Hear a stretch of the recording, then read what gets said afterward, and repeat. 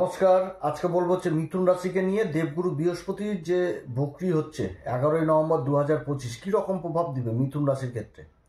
কারণ মিথুন রাশির ক্ষেত্রে কেন্দ্রের দুটি ঘরের অধিপতি হচ্ছে স্বয়ং দেবগুরু বৃহস্পতি, অবস্থান করছে কর্কট রাশিতে ধন সম্পত্তির ঘরে উচ্চ অবস্থায়। তো যাই হোক, দেবগুরু বৃহস্পতি কীরকম প্রভাব দিবে, কোন দিক থেকে লাভবান হবে মিথুন রাশি, কোন দিক থেকে বিশেষ সাবধান, কোন বিশেষ উপাচার করবে, সমস্ত কিছু আজকের ভিডিওতে তুলে ধরবো। তো অনুষ্ঠানটি শুরু করার আগে সবার প্রথম বলি, যেটা গ্রহের গোচরের উপর এবং চন্দ্র রাশি অনুসারে বলা হচ্ছে, কারো কোনো রকম ব্যক্তিগত পুষ্টি ধরে এটা কিন্তু বলা হচ্ছে না। দেবগুরু বৃহস্পতি বক্রি হচ্ছে, কিন্তু এবার বক্রির অবস্থাটা দুরকমভাবে হচ্ছে, একটা উচ্চ অবস্থায় বক্রি হচ্ছে আর একটা সাধারণ অবস্থায় বক্রি হচ্ছে। এবং দেবগুরু বৃহস্পতি যে নক্ষত্রে বক্রি হচ্ছে সেটা কিন্তু নিজেরই নক্ষত্র, সেটা হচ্ছে পুনর্বসু নক্ষত্রের চতুর্থ চরণ। তো পুনর্বসু নক্ষত্রের চতুর্থ চরণ হয়ে যাওয়া মানে নবাংশ হয়ে গেল, কি কর্কট নবাংশ হয়ে গেল, বর্গোত্তম হয়ে যাচ্ছে। তো দেবগুরু বৃহস্পতি একে বক্রি উচ্চ অবস্থায়, তারপরে নবাংশ, আবার কর্কট নবাংশ, নক্ষত্রও নিজের, আবার অপরদিকে শনিদেব কর্মের ঘরে অবস্থান করছে, শনিদেবও তো বক্রি। দেবগুরু বৃহস্পতির নক্ষত্র পূর্বা ভাদ্রপদ নক্ষত্রের চতুর্থ চরণে, এবং শনিদেবেরও তো আবার নবাংশ সেই কর্কট নবাংশ হয়ে গেছে। তাহলে এখানটাতে কিন্তু প্রভাব পড়বে এই সময়কালে এই মিথুন রাশির উপর।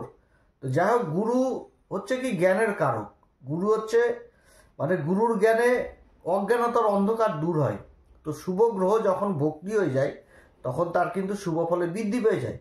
আমাদের জ্যোতিষশাস্ত্র বলছে দেবগুরু বৃহস্পতি আর শুক্র এই দুটি গ্রহ হচ্ছে সব থেকে শুভ গ্রহ, এবং আচার্যের ভূমিকা পালন করে এই দুটি গ্রহই। তো দুটি গ্রহ সব থেকে শুভ গ্রহ, বা দেবগুরু বৃহস্পতি বক্রি হয়ে যাওয়া মানে কি, যে তার চেষ্টা বলে বৃদ্ধি পেয়ে যাওয়া। তো দেবগুরু বৃহস্পতি কিসের কারক? ধর্মের কারক, ঈশ্বরীয় শক্তির কারক, মায়া, মমতা, পর উপকারিতা, তারপরে মাঙ্গলিক কার্যের কারক, শিক্ষার কারক, তারপরে হচ্ছে ধনসম্পত্তির কারক। তো এই দিকগুলো বিশেষভাবে প্রভাবিত হবে, শুভ ফল বৃদ্ধি পাবে বক্রি অবস্থায়।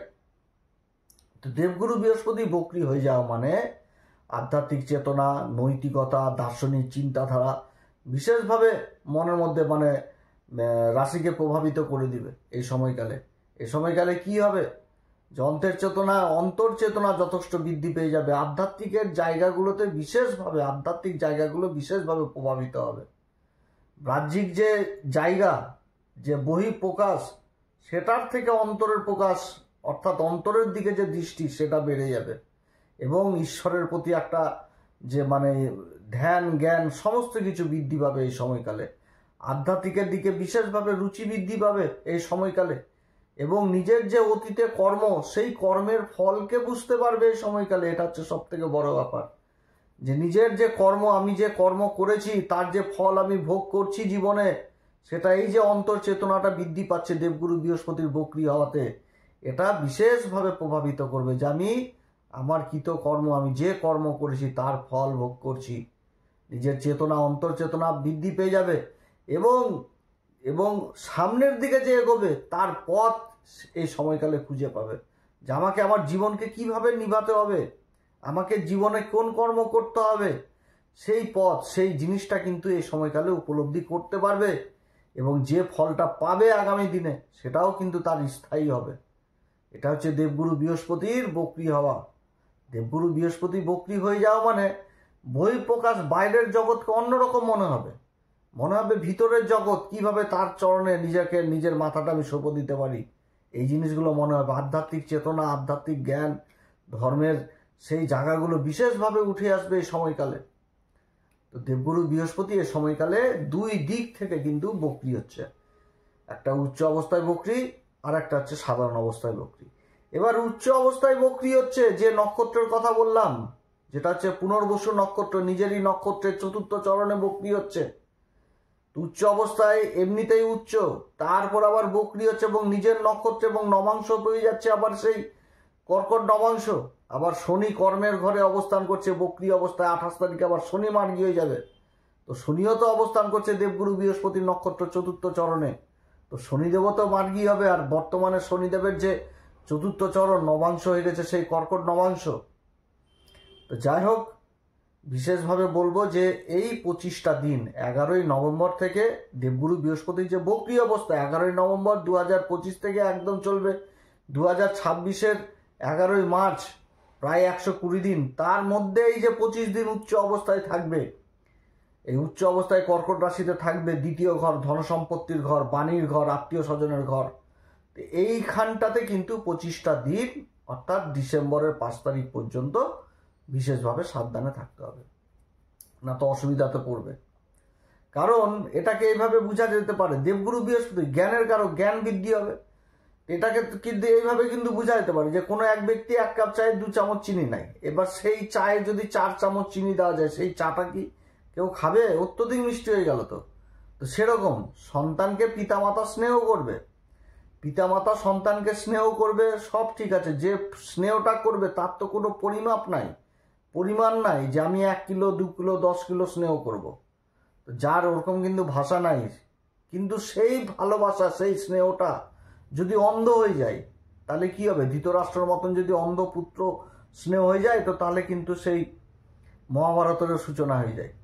তো সেরকম কিন্তু এই সময়কালে কি হবে? অত্যধিক জ্ঞান, তাহলে কি হবে? অহংকার আসবে মনের মধ্যে, নিজের মনের মধ্যে অহংকার জিনিসটা চলে আসবে এই সময়কালে।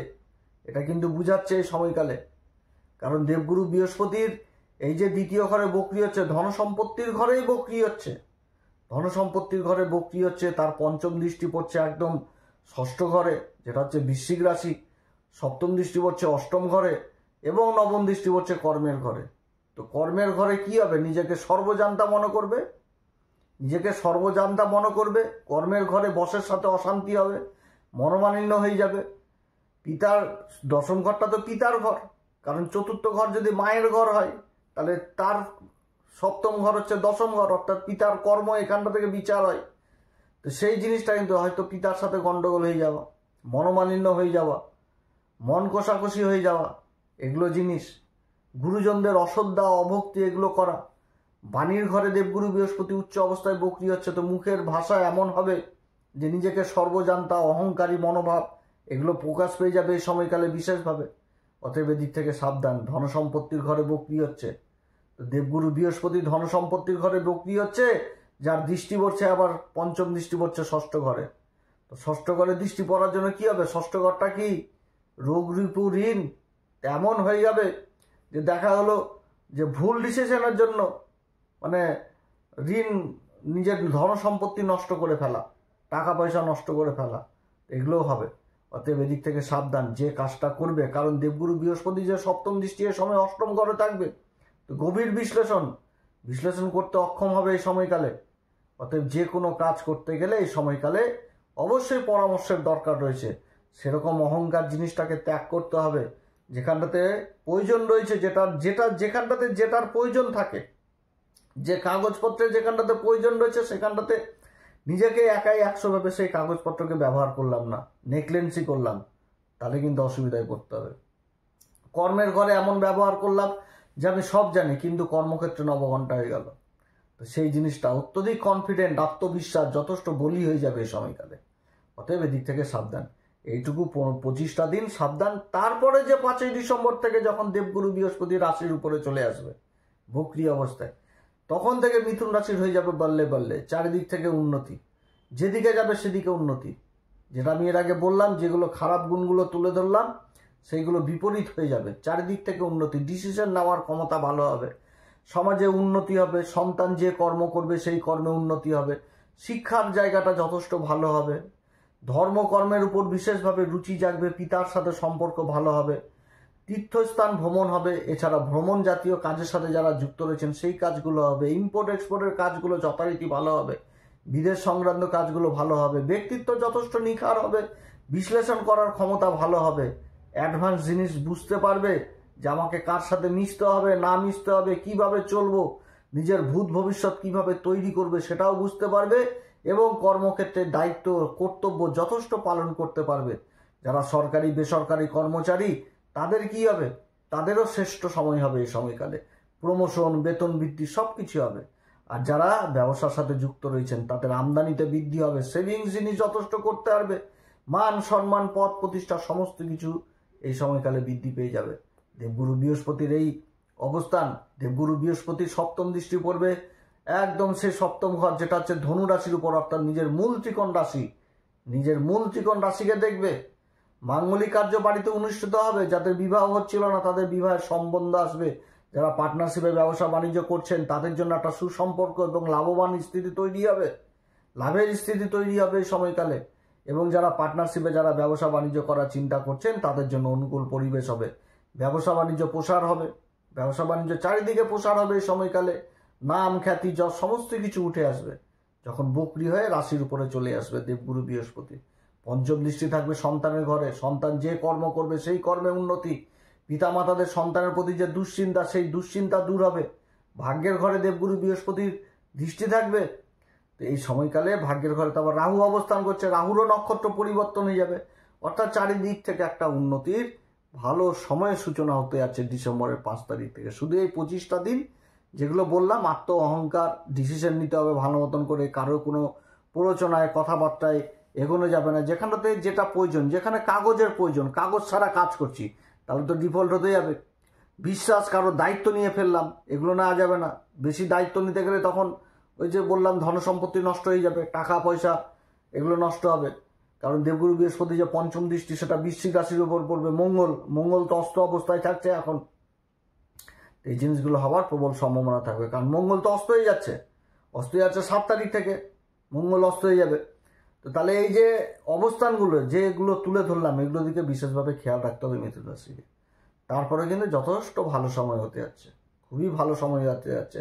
উচ্চ অবস্থায় বকরি হয়ে যাবে, সে সময় কি হবে, নিজের সুবিধার জন্য অন্যকে ব্যবহার করে নেওয়া বা কাউকে মিথ্যা আশ্বাসন দেওয়া, এগুলো কিন্তু করা যাবে না। কোনো গুরুজন ব্যক্তিকে অসন্তুষ্ট করা যাবে না, নেগলেক্ট করা যাবে না, অসম্মান করা যাবে না, দুঃখ দেওয়া যাবে না, এগুলো কিন্তু করা যাবে না। অতএব এদিক থেকে বিশেষ সাবধান, এবং কারো কোনো সময় এই সময়কালে ক্ষতি করা যাবে না যখন উচ্চ অবস্থায় থাকবে কিংবা যে বকরি অবস্থায় থাকছে।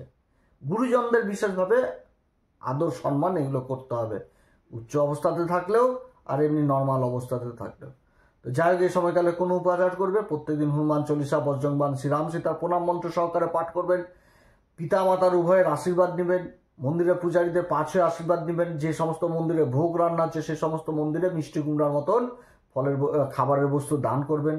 এছাড়া যারা গুরুর দীক্ষা নেননি অবশ্যই গুরুর দীক্ষা নেবেন, এবং যে কোনো কাজ করতে গেলে পিতা মাতার ঢালাই আশীর্বাদ নেবেন। কোনো বয়স্ক লোককে অপমান করবেন না, অপমানসূচক কথা বলবেন না, বা হৃদয়ে আঘাত দেওয়ার মতন কোনো কথা বলবেন না।